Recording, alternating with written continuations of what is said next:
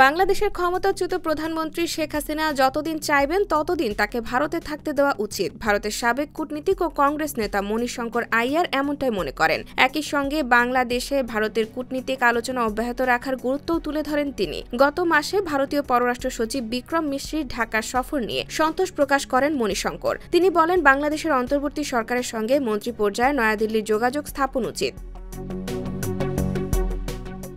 শেখ হাসিনাকে ফেরত পাঠানোর বিষয়ে তিনি বলেন, শেখ হাসিনা আমাদের জন্য অনেক ভালো কাজ করেছেন।